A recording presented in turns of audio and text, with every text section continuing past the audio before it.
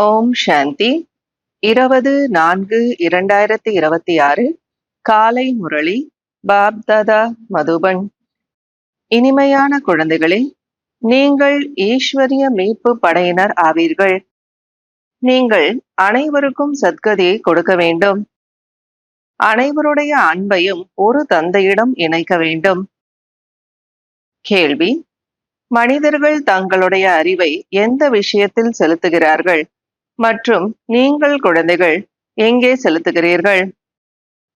பதில்: மனிதர்கள் தங்களுடைய அறிவை ஆகாயம் மற்றும் பூமியினுடைய எல்லையை அடைவதில் செலுத்துகிறார்கள். ஆனால் இதன் மூலமாக எந்த ஒரு பலனும் இல்லை. இதனுடைய எல்லையை அடைய முடியாது. குழந்தைகளாகி நீங்கள் பூஜைக்குரியவர்களாக மாறுவதில் உங்களுடைய அறிவை செலுத்துகிறீர்கள். அவர்களை உலகம் பூஜை செய்யாது. நீங்கள் குழந்தைகள் பூஜைக்குரிய தேவதைகளாக மாறுகிறீர்கள். பாடல்: உங்களை அடைந்த நாங்கள் உலகத்தை அடைந்து விட்டோம். ஓம் சாந்தி. குழந்தைகள் புரிந்து கொண்டுள்ளீர்கள், இது ஞான மார்க்கம் என்று. அது பக்தி மார்க்கமாகும். இப்போது ஞான மார்க்கம் நல்லதா, பக்தி மார்க்கம் நல்லதா என்ற கேள்வி எழும்புகிறது. 2 விஷயங்கள் அல்லவா? ஞானத்தின் மூலமாக சத்கதி கிடைக்கிறது என்று கூறப்படுகிறது. அவசியம் பக்தி மற்றும் ஞானம் இரண்டும் வெவ்வேறு விஷயம்தான். பக்தியும் அனைவருக்காகத்தான், ஞானமும் அனைவருக்காகத்தான். இந்த நேரத்தில் கலியுகத்தினுடைய கடைசியில் அவசியம் அனைவருக்கும் துர்கதி ஏற்படுகிறது. ஆகையினால் அழைக்கிறார்கள், பாடமும் செய்கிறார்கள். அதாவது மற்ற அனைத்து சங்கங்களையும் துண்டித்து இப்போது உன்னுடைய சங்கத்தில் இணைவோம் என்று. இப்போது அவர் யார், யாருடன் இணைக்க வேண்டும், இதை பற்றி தெரிந்து கொள்வது கிடையாது. இப்போது உயர்ந்ததிலும் உயர்ந்தவர் உண்மையான பரமதந்தை பரமாத்மா ஒருவர்தான். பரமதந்தை பரமாத்மா சிவன் என்று கூறுகிறார்கள். ஆனால் எப்போது வந்தார், இதை பற்றி தெரியாது. சிவ ஜெயந்தி இருக்கிறது என்றால் அவசியம் வந்திருப்பார் அல்லவா? எப்போது, எப்படி வருவார், வந்து என்ன செய்கிறார், இதை பற்றி தெரியாது. இப்போது சிவபாபா மூலமாக நீங்கள் தெரிந்து கொண்டுள்ளீர்கள். மேலும் பிறருக்கும் கூறுகிறீர்கள். நீங்களோ ஈஸ்வரிய மீட்பு படையினர் ஆவீர்கள். மீட்பு என்று கூறினாலும் அல்லது சத்கதியினுடைய ஆர்மி, அதாவது படை என்று கூறினாலும் சரி. இப்போது குழந்தைகளாகி உங்கள் மீது ரெஸ்பான்சிபிலிட்டி இருக்கிறது. அதாவது பாபா சொல்றாங்க, நம்ம மேல பொறுப்பு இருக்கு. நீங்கள் படங்களை வைத்தும் புரிய வைக்க முடியும். நிறைய மொழிகள் இருக்கிறது. முக்கியமான மொழிகளில் படங்களையும் உருவாக்க வேண்டி இருக்கிறது. இவை அனைத்தும் புத்தியில் சேவைக்கான சிந்தனைகள் வர வேண்டும்.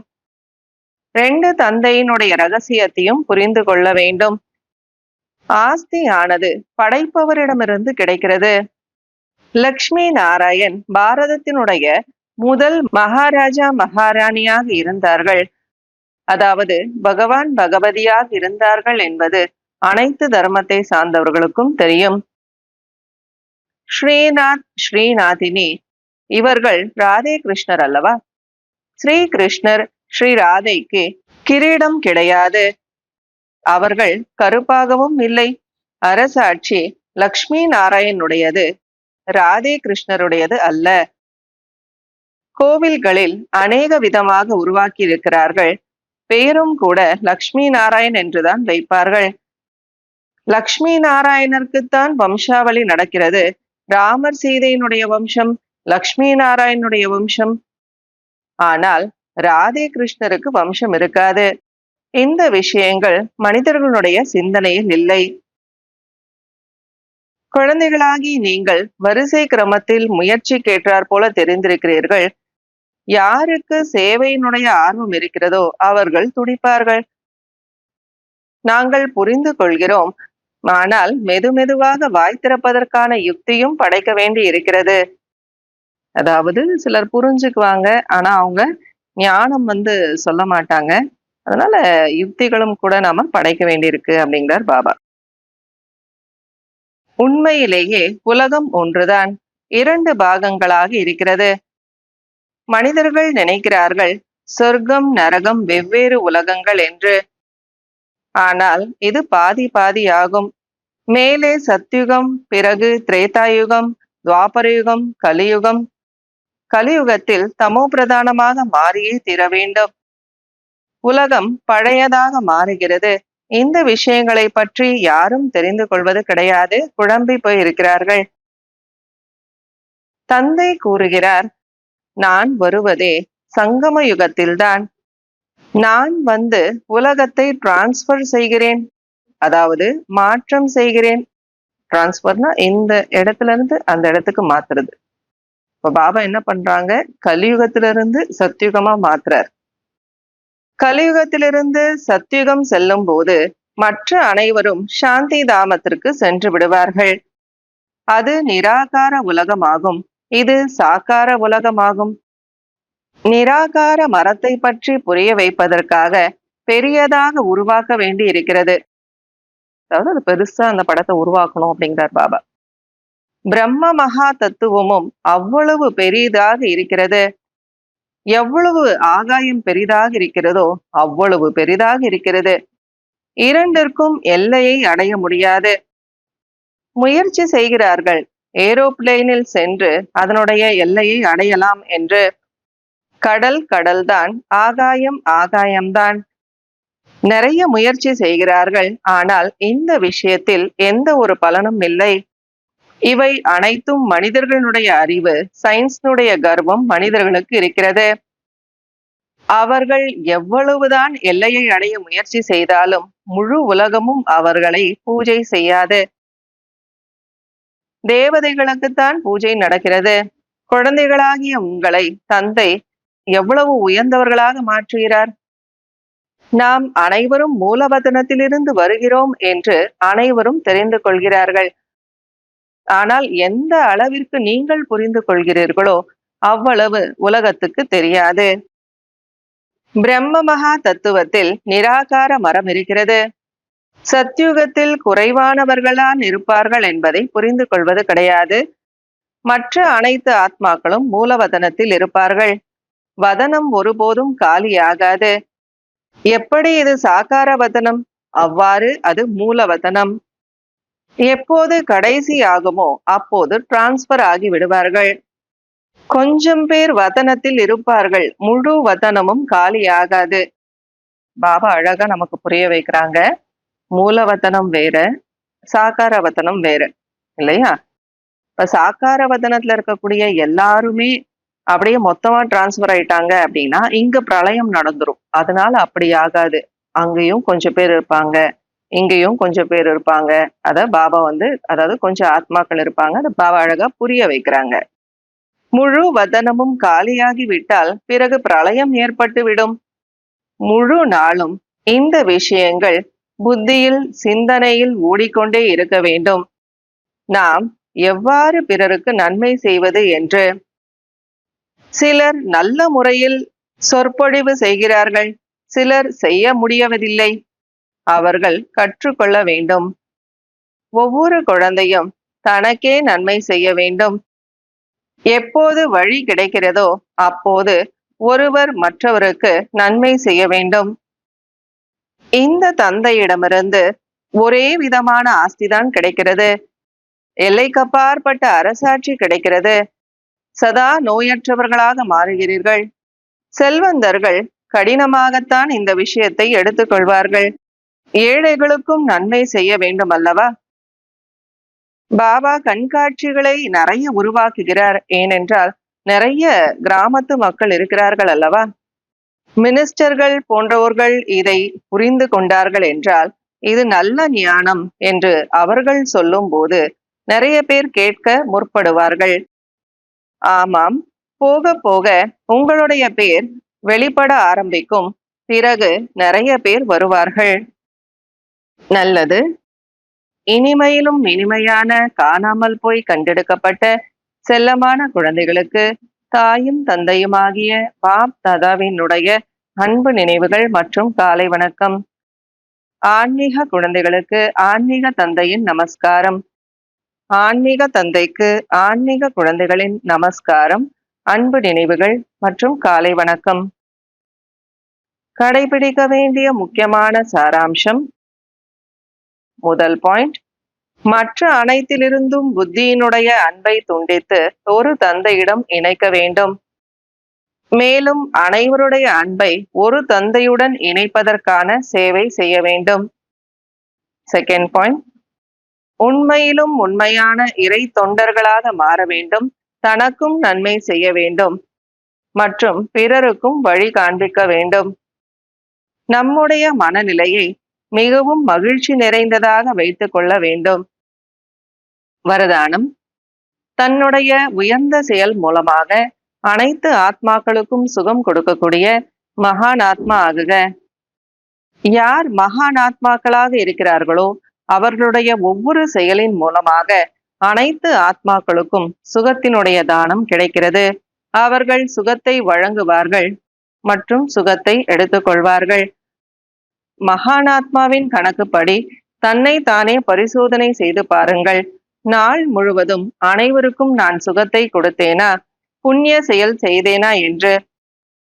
புண்ணியம் என்றால் யாருக்காவது ஏதாவது கொடுக்கிறோம் என்றால் அந்த ஆத்மாவிடமிருந்து ஆசீர்வாதம் கிடைப்பது, அதுதான் புண்ணியமாகும். அப்போது சோதனை செய்யுங்கள், ஒவ்வொரு ஆத்மாவிடமிருந்து ஆசீர்வாதம் கிடைத்து கொண்டிருக்கிறதா என்று. யாருக்கும் நான் துன்பம் கொடுக்கவில்லையா அல்லது துன்பத்தை எடுத்துக்கொள்ளவில்லையா என்று பாருங்கள். அப்போது மகான் ஆத்மா என்று கூறலாம். ஸ்லோகன், செய்ததற்கு பிறகு யோசிப்பதுதான் பశ్చాத்தாபத்தின் ரூபமாகும். ஒரு செயலை செஞ்சுட்டு அப்புறமா யோசிக்கிறோம்னா அதுதான் பశ్చాத்தாபம் அப்படிங்கிறார் பாபா. இன்றைய அவ்வியக்த சமிகை, மகானாக மாறுவதற்காக இனிமை தன்மை மற்றும் பணிவு என்ற குணத்தை கடைபிடியுங்கள். சன்ஸ்காரம் அல்லது நேச்சர் என்பது ஒவ்வொருவருடையதும் தன்னுடையதாகும். அதாவது ஒவ்வொருத்தருக்கும் ஒவ்வொரு விதமான சன்ஸ்காரம் இருக்கு, அவங்க நேச்சருக்கு. ஆனால் அனைவருக்கும் அன்பானவர்களாக மற்றும் அனைத்து விஷயங்களிலும் உறவுகளிலும் வெற்றி அடையக்கூடியவர்களாக, மனதில் வெற்றியாளர்களாக மற்றும் வார்த்தைகளில் இனிமை தன்மை எப்போது வர முடியும் என்றால், எப்போது ஈஸி நேச்சர் இருக்கிறதோ அப்போதுதான். ஈஸி நேச்சர் என்றால் எப்படிப்பட்ட நேரமோ, எப்படிப்பட்ட மனிதர்களோ, எப்படிப்பட்ட சூழ்நிலையோ அதை பகுத்தறிந்து தன்னை தானே ஈஸியாக்கி கொள்ள வேண்டும். ஈஸி என்றால் அனைவரோடு எளிதாக இணைந்து விடுவது. அதாவது பாபா தான் மிலன்சார், அதாவது எல்லாரோட ஒத்து போறத பாபா சொல்றாரு. மோல்டு செய்து கொள்ளக்கூடியவர்கள், மோல்டுன்னா வளைந்து கொடுக்கறது, ஈஸி அப்படின்னா எளிமையா இருக்கிறது. ஈஸி என்றால் கவனக்குறைவில் இருப்பது கிடையாது. நான் ஈஸியா தான் இருக்கேன், நான் ரொம்ப சகஜமா எல்லாரும் கூட இருக்கேன் அப்படின்னு சொல்லிட்டு கவனக்குறைவுல இருந்துடக்கூடாது. அதையும் பாபா சொல்றாரு. ஓம் சாந்தி.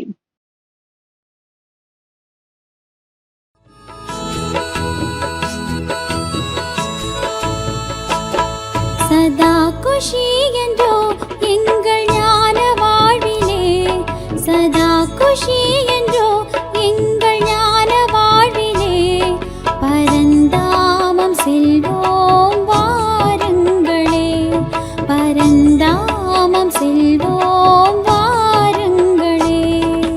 கார்மேகமே எங்கள் வான் மீதிலே, கார்மேகமே எங்கள் வான் மீதிலே, ஞான துளியாக பனியாக விழுகின்றது, ஞான துளியாக பனியாக விழுகின்றது.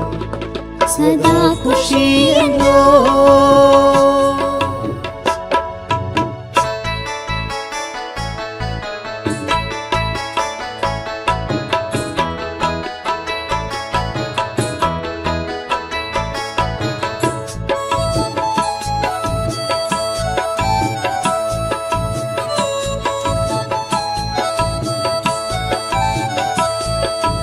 நேற்றோடு மறந்தோம் எங்கள் சோகத்தை, இன்றோ நாங்கள் உங்கள் மடியிலே.